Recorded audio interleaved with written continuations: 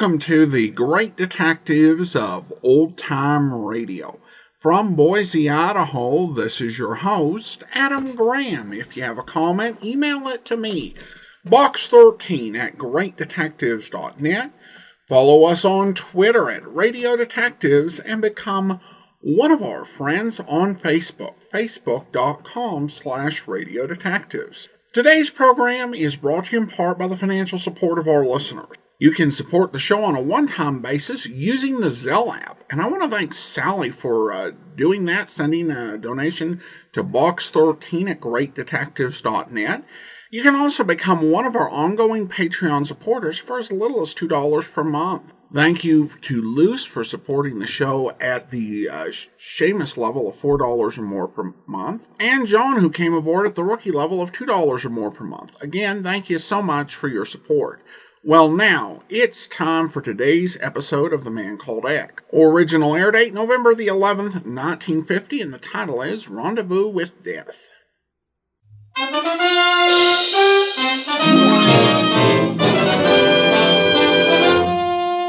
Herbert Marshall as The Man Called X. Wherever there is mystery, intrigue, romance, in all the strange and dangerous places of the world, there you will find The Man Called X.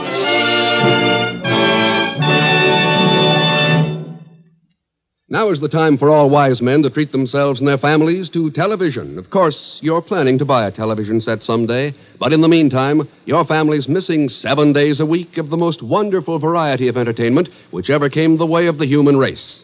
That situation's pretty hard for families to take, as a friend of mine discovered recently when his children pointedly began leaving him out of their prayers and substituting the name of a neighbor generous with his television set. Don't make your family wait for the fun. Visit your RCA Victor dealer tomorrow and choose your RCA Victor television masterpiece from 18 beautiful new million-proof models of all sizes and styles. Like the more than 1 million American families who now rejoice in the perfection of RCA Victor television, you'll find your RCA Victor set the lasting pride and joy of your own life, as well as the best investment you ever made in the happiness of your family.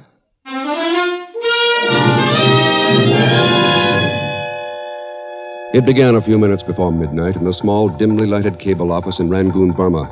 Began when an elderly Burmese handed a laboriously written cable to the yawning clerk and then walked out into the blackness of the Asiatic night.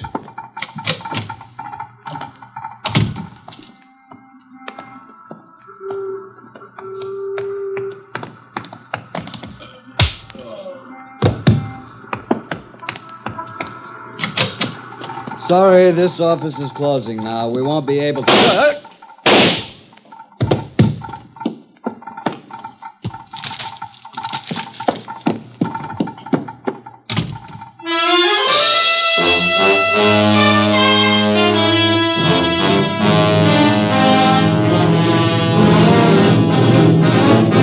That's the story, Ken. The cable clerk was killed, and a man named Lal Rao has disappeared, along with the original cable he'd written to you. Luckily, the Rangoon police were able to make out the message from the impression left by Lal's pencil on the pad of message blanks. Here's a copy of it. Thanks, Chief. The shadow from the north spreads swiftly over this land. For the welfare of all our peoples, I pray that you will come at once to Rangoon. Signed, Lal Rao. Oh, Chief, you remember Lal Rao? Sure. He worked with the Bureau of the Japs who were in Burma. Practically ran the underground resistance there, single-handed. Yep. Nothing meant as much to him as his country's freedom. Yes, I know, Ken. But what about this cable? Chief, the United States has slapped an embargo on strategic war materials from Asia. Rubber, tin, antimony. Yeah, I know. So what's been happening? We get reports of 10 carloads of crude rubber turning up in Budapest. 1,000 tons of tin are dumped at a Baltic port. Borneo oil turns up in Sofia. I know, Ken, I know. It's obvious we've been giving priorities to somebody who's been selling us out. Rerouting strategic war materials and shipping them behind the Iron Curtain. Well, what have we been doing about it? You know the Bureau's got men in every ECA country in Europe working on it. Sure. But we don't have any in Burma. Burma? What in blazes is... Oh. Yeah. Take a look at your map. See what lies to the north of Burma. Lal Rao tries to warn me about a shadow coming from the north. Then he disappears. And when you tie that in with the fact that he owns some pretty big rubber plantations... Well, Chief? Miss Brooks, book passage for Ken Thurston on the first plane for Rangoon.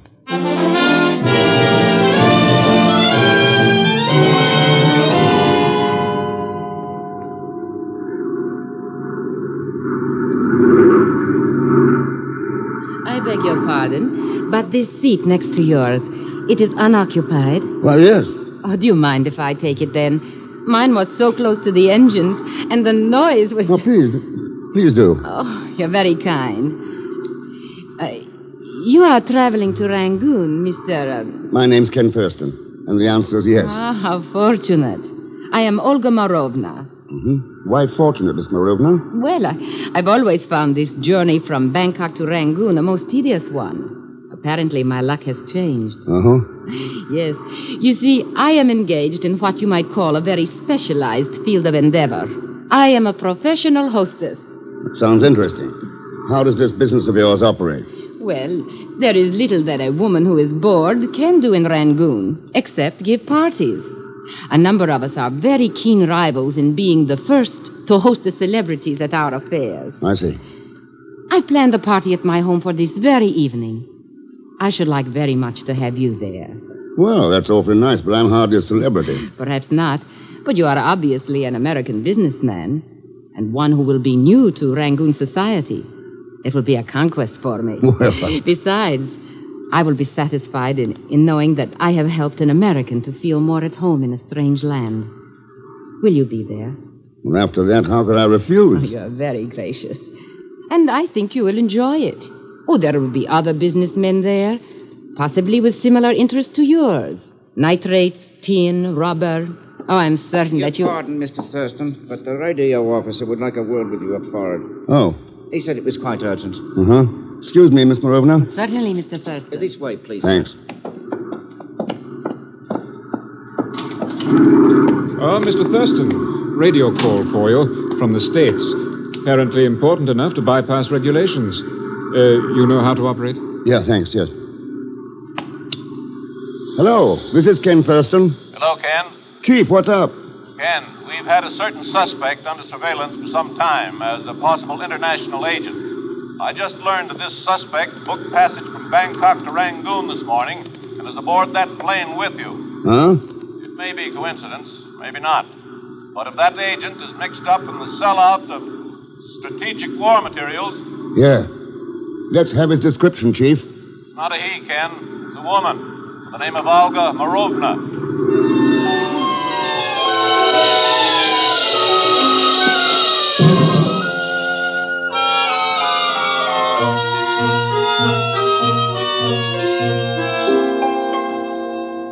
All right, then, Inspector Tegu. What have the Rangoon police found out about the disappearance of Lal Rao? We have placed the suspect under arrest and are holding him for questioning, Mr. Thurston. He is in the next room, even now. Good. What's the story? He had been lurking around Lal Rao's offices for several days prior to the disappearance. He had followed Lal Rao to the Lotus Bloom on a number of occasions. The Lotus Bloom? Yes, a nefarious palace of drink and of pleasure that is located in the dock area. I see. In addition, he has been most curious concerning passengers arriving on international planes. Well, let's talk to him, Inspector. Certainly. Come in here. So I guess you've seen the mending of your ways and are going to slip me my release, huh, Inspector? What? It was about time you learned you can't go around arresting every innocent crook that you see. Pretty lucky for you that I... Oh, hello, Mr. Thurston. Pagan. You know this person, Mr. Thurston? Does he know me? After all the years we've been friends together doing things for me? Inspector Pagan Zelschmidt is without doubt the most unscrupulous man I've ever known. And I trust him as far as I would an advanced case of the plague. Boy, what a terrific reference, eh, Inspector? Huh? What is your suggestion, Mr. Release Thurston? him in my custody, Inspector. I can use him. What? Oh, sure. You know how invaluable my services are, huh, Mr. Thurston? Pagan, you're going to be living proof that it takes a crook to catch a crook. Well, thank you, Mr. Thurston. Huh?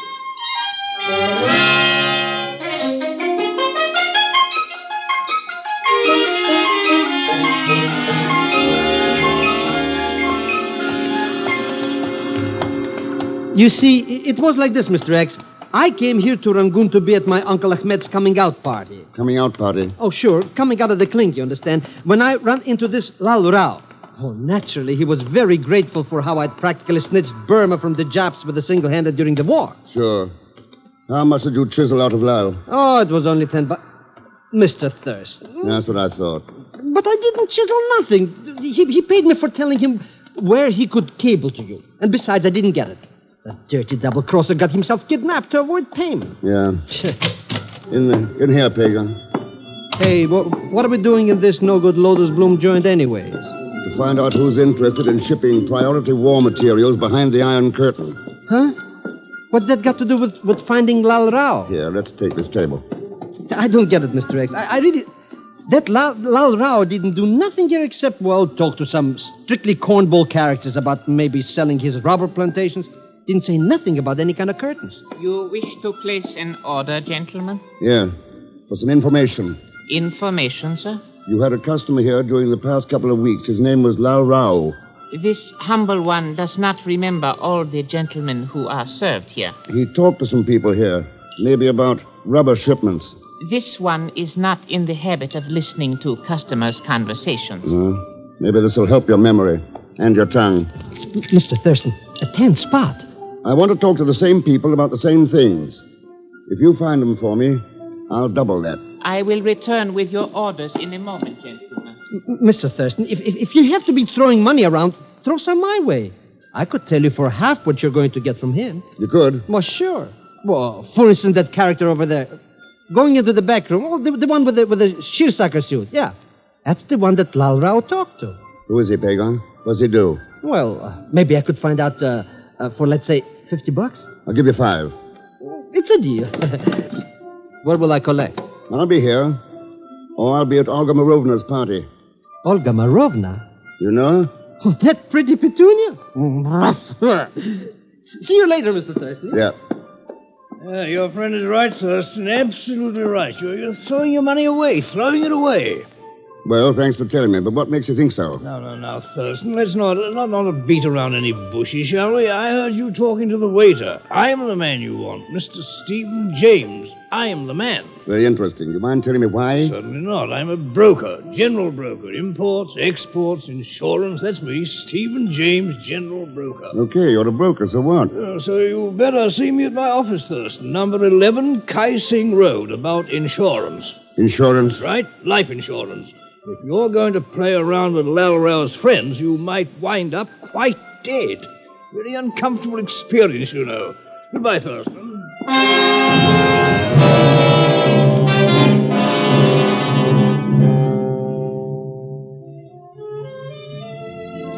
You know, Ken, I am particularly happy that you came to my party tonight. Oh, why?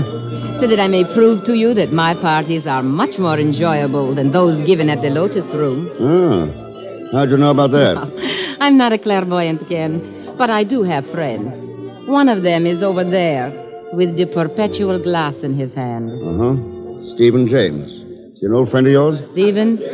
Oh, yes. Very old. And once very dear to me. But those are not happy thoughts for a night such as this.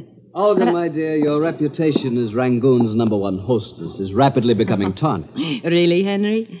Heavens, what a disaster. May I ask why? Simply because your guests do not like to see you spending so much time with but one guest. May I meet him, Olga? Of course, Henry. He is Ken Thurston. Ken, this is Henry Savadell. Mr. Thurston. And let me warn you about him, Ken. He is very shrewd businessman who is a good deal more interested in what profit you may turn his way than he is in my reputation as hostess. You are absolutely right, my dear. So if you will run along now, I shall see how badly I can best Mr. Thurston in a business deal. There, Ken. You have been warned. I shall return later to see how badly this wolf of finance has mauled you. A charming woman, Olga, charming. Even if she is brutally frank. You seem to do all right along that line yourself, Sabadell. Competition among the shipping and export firms here in Rangoon is very keen, Thurston, and seldom gentlemanly or polite in its mode of operation. Uh-huh. You're in that business? Owner of the Far East Trading Corporation. Rubber, nitrates, antimony, and tin. Uh-huh. Olga has told me you're here on business. If it involves the sale of any such materials, please do nothing until you have an offer from me. I will guarantee both a profit and the arrival of that material at the proper destination. What do you mean by that crack, Salvador? As a loyal American, what else could I mean but what I said, Thurston? Well? If you're interested, you can find me at the Far East Trading Corporation in the morning, number 15 Kai Sing Road. It's been a pleasure meeting you, Mr. Thurston. Good night. Good night, Salvador. Mr. Thurston. Hey, Mr. Thurston. Come to join the party, Pagan? Party, Smarty. Who cares? I'm here to collect my 50 smackaroos. It was 5. Got some information on that man with the lotus bloom? Sure, already I know him like an old cook. Yeah, his name is Hawkins. And he's willing to spill plenty. All about shipments of stuff that wind up someplace where they're not going. Where's Hawkins now? Waiting for us at the place he works as a bookmaker. Some shipping joint down at the decks called the Far East Trading Corporation.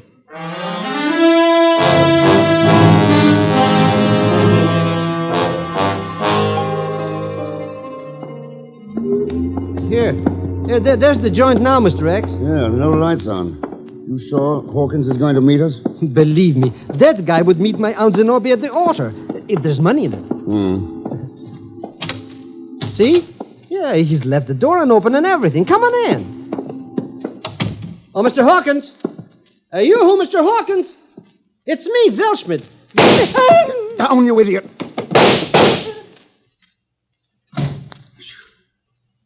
All right, Pagan, you can climb out of that wastebasket now. Whoever it was is gone. Who do you think the dirty no good was anyways, Mr. Thurston? Wait, people. Hold it. Huh? What's the matter, Mr. X? The door. Somebody's at the door. Quiet.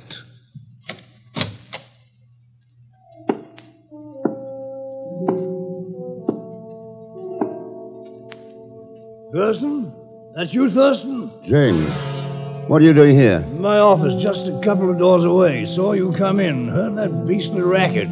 Guess you'll believe old Jamesy Wamesy now, eh, Thurston? Told you you'd need life insurance, didn't I? Sure, told you.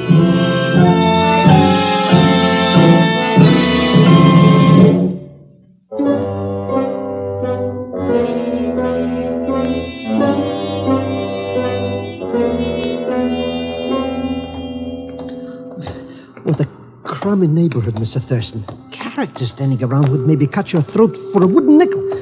Even less, maybe. Why do we have to pay visits down here anyway? Hawkins is your friend, Pagan, not mine. According to Inspector Tago's police records, here's where he lives. Well, he's not home. Why don't we go to a joint I know on the Queens Road and have a couple of short beers? Oh, quietly. Hey, what do you know? He's not home. He looks that way.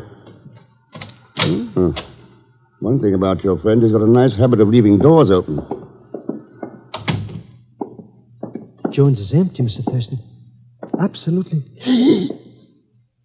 Mr. X. Yes. Your friend Hawkins was at home. But why do you think somebody bumped him off, Mr. X? Maybe these papers he was working on can answer that. What are they, Mr. X? Shipping invoices from an outfit called the Astor Warehouse. Astor? Yeah. So what? So they might tell us what happened to Lal Rao and who's racketeering strategic war materials behind the Iron Curtain. Uh-huh. Then why don't we figure out what they mean? I'm going to try right now, Pagan. At the Astor Warehouse.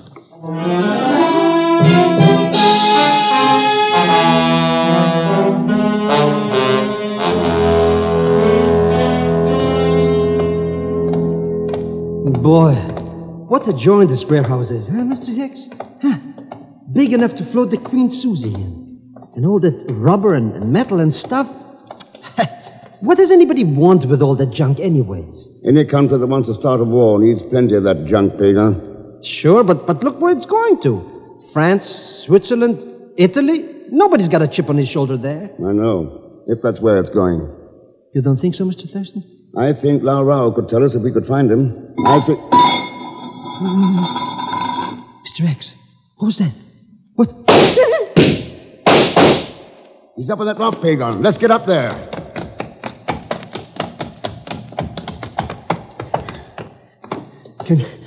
Can you see anything, Mr. X? No. I thought I heard a door close somewhere. Our friend's probably gone again. Let's look around. Friend, he says. Such friends I wouldn't wish on just that. There's sure to be a law against him. Oops. What is it, Pago? I just tripped on a sandbag. Sandbag?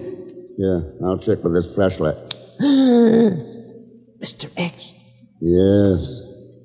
Lao Rao. Looks like James was right. We're going to need plenty of life insurance. Unless we get some answers. Fast.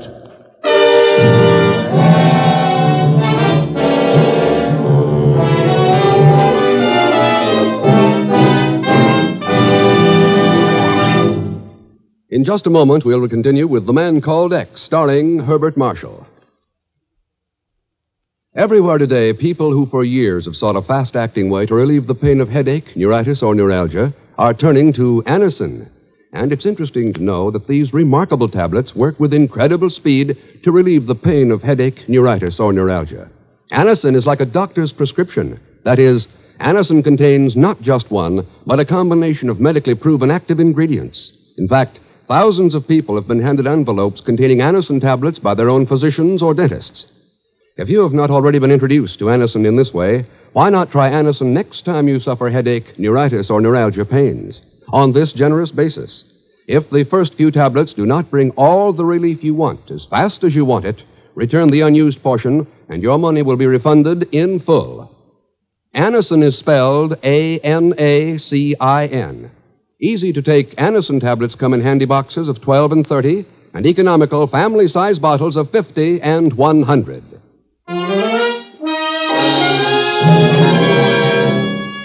And now we return to Herbert Marshall as The Man Called X, with Leon Belasco as Pagan Zellschmidt.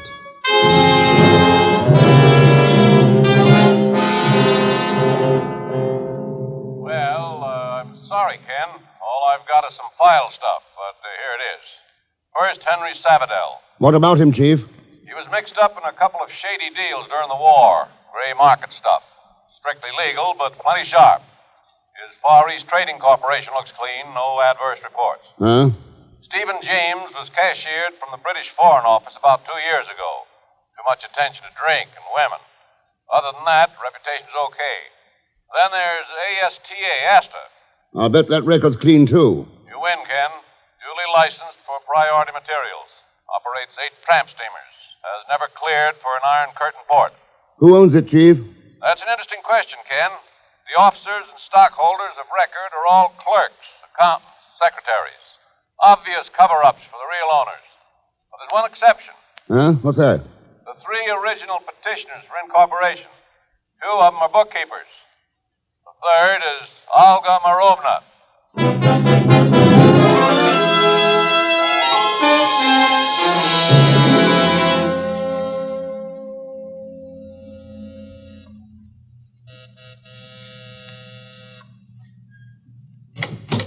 Ken. You mind if I come in for a minute, Olga? Why, no, please do. Thanks. Well, the party has been over for some time, Ken. Yeah. I just came back to check on a theory. Theory? About these parties of yours. Tonight your guests were businessmen and government officials, military men. Hmm? Pretty valuable contacts for making friendly deals. Oh? Yeah. Deals involving war materials shipped through licensed American firms to Marshall Plan countries where dummy customers reship them behind the Iron Curtain. What do you think of that for a theory, Olga? Do you mind answering for me, Henry? Not at all, Olga, my dear. I should be happy to, so long as Mr. Thurston maintains his distance. I won't argue with you, Salvador. Or with that Colt automatic. Excellent judgment, Thurston. As excellent as your deductions. Olga did hold these parties so I could make contacts, get customers, arrange private deals, but you made one mistake. Did I? Yes. I stressed the point once before that I was a loyal American. I am. My dealings have been and always will be for the benefit of my country. Well? And so, my dear Thurston, your accusations are false. I shall protect Olga from them at all costs. The door is directly behind you, Thurston. All right, Salvador. I'll go.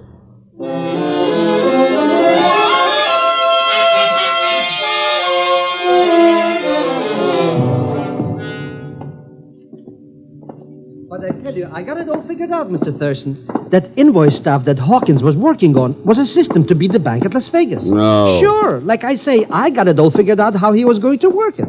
Oh, well, all I need is a little capital to get started, don't you understand? And you and me, we'll be rolling in silver dollars. Believe me, Mr. Thurston, it's the chance of a life. Yeah, sure. Huh? What's this place? Number 11 Kai Sing Road. Let's go in. Still in the mood to talk about insurance, Mr. James? Well. So you decided to take my advice, eh, Thurston? Very smart, very smart. Nothing like life insurance to insure your life, I always say. Pretty good, eh? Pretty good.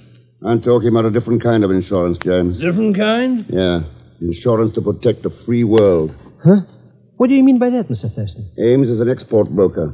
He'd contract for priority materials and ship them out through Astor, a licensed shipping firm he owns through dummy stockholders. What's that? He'd send the stuff to dummy customers in legitimately cleared countries and then reship behind the Iron Curtain. You must be crazy or something. It must be Olga. She owns Astor, sure. Olga does. Her name's on the list. Sure, because you played her for a sucker when she was your girlfriend before Sabadell came into the picture. Another cover-up. Huh? That gorgeous gardenia was this character's girlfriend? You let it slip at the party, Pagon. And here, on this desk. Look, Astor invoices. The same kind that Hawkins had when he was killed. You're doing a great deal of surmising without evidence, Thurston. It all ties in. Hawkins could have been one of your agents who decided to double-cross you. Lal Rao, a customer who got too suspicious. The invoice numbers, a code for the real destination of your cargoes. Even if what you say were true, such operations would be perfectly legal. The only ones breaking any laws would be the customers overseas who were guilty of reshipping. Hey, is this character right, Mr. Thurston? I'm afraid he is, Pagon. We can't touch on any of that, but we can get him for murder. Murder? Yes. The murders of Lal Rao and Hawkins. And that gun you're wearing in your shoulder holster will give us all the proof we... We'll get that gun all right, Thurston. Look out, Mr. X! Let's have it, James. Come on, let's have it. I said let's have it. Grab it, Pagon. I got it, Mr. X, I got it. All right. You have it. Let go. Let go. Sure, be glad to. Oh! Boy, what a smackaroo. He's out like a couple of lights. Well, I guess we cleaned this one up all right. Yeah, I guess we did, Pagon. Sure. What a pushover. Thinking he could pull the wool over his sheep's clothing by acting drunk. Well, that's the trouble. It wasn't an act. Huh? James and all those like him, they're never acting. They're all drunk. Drunk with greed, with power. James thought he could get away with murder just as long as he held a gun. He found out different. And you know, Pagon, that holds true for certain countries, too.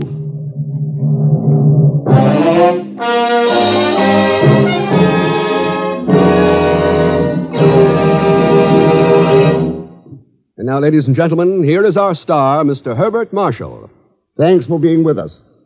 Next week, Ken goes to the forbidden city of Lhasa, high in the snow-covered mountains of Tibet. As Ken Thurston, a warm welcome awaits him. As Mr. X, sudden death. And, of course, Leon Velasco will be along as Pagon Zellschmidt. So join us, won't you, when next I return as the man called X.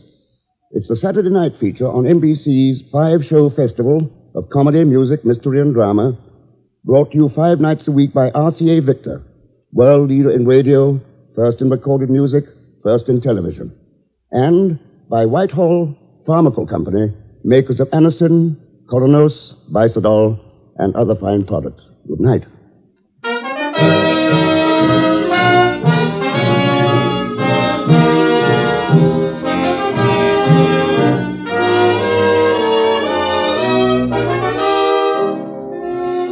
The Man Called X, starring Herbert Marshall, is a J. Richard Kennedy production with music composed and conducted by Felix Mills. Tonight's story was written by Sidney Marshall. All characters and incidents on this program are fictitious, and any resemblance to actual characters or incidents is purely coincidental.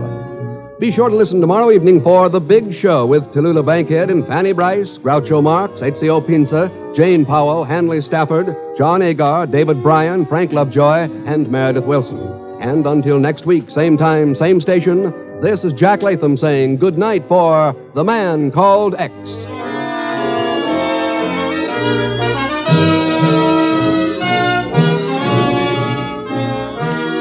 For a maximum of fun, hear Tallulah and the Big Show tomorrow on NBC.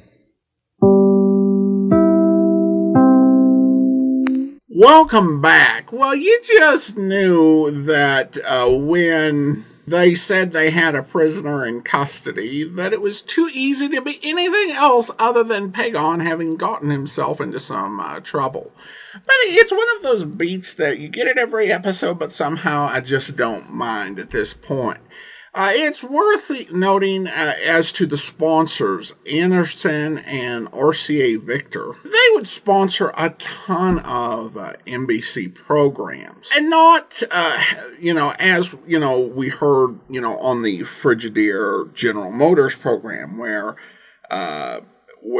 General Motors sponsored the whole program. This was kind of getting to experimental where you would be selling one or two ads. That would be what people would sponsor. And so you have companies, RCA Victor, Anderson, Ford, who we're going to hear from, in different combinations as the sponsor of The Man Called X. And you can hear on a lot of other programs, including the Big Show. Where they don't, have a name sponsor, and they were just kind of trying that out as a model that might be more sustainable, as radio was already kind of beginning to decline in popularity. It was still in 1950 bringing in more advertising money than television, although that would change in 1951. It's also something that I haven't mentioned with The Man Called X that we have to keep in mind. It's not only set against the backdrop of the Cold War, but there's also a hot war going on with the war in Korea, which started in June of 1950. And in many ways, this episode references that. And listener comments and feedback now, and I have a comment from Wes that was brought on by a journey to Xenophon. Wes writes, if I've learned nothing else from old-time radio shows, I've learned that Perry Mason, Frank Cannon, and Fred Flintstone all make very good bad guys. Very true. Because the actors, Alan Reed and William Conrad and Raymond Burr, so often they did play the heavies in old-time radio. They had the voice for it. We also have a listener email. Barry writes in, the Fish Peddler episode is one I know that I've heard before. Is it a script reuse or something that you have replayed? Curious. Thank you, Barry. Well, Barry, this was actually a script reuse. I did not recognize it when we played it, but it was essentially the same script that aired on February 1st, 1948. And I called the next week with Journey to Xenophon, but I totally missed this one, so thanks so much for pointing that out. Now, I do want to go ahead and thank our Patreon supporter of the day. Thank you to Vincent, Patreon supporter since June 2019, currently supporting the program at the rookie level of $2 or more per month. Again, thank you so much for your support. Well, that will actually do it for today. I do want to encourage you, if you are on YouTube, to subscribe and to also click the bell to receive notifications whenever an episode is posted. Join us back here tomorrow for Mystery is My Hobby, and next week another episode on Wednesday of The Man Called X. In the meantime, send your comments to box13@greatdetectives.net. Follow us on Twitter at Radio Detectives, and become one of our friends on Facebook, facebook.com/radiodetectives. From Boise, Idaho, this is your host, Adam Graham, signing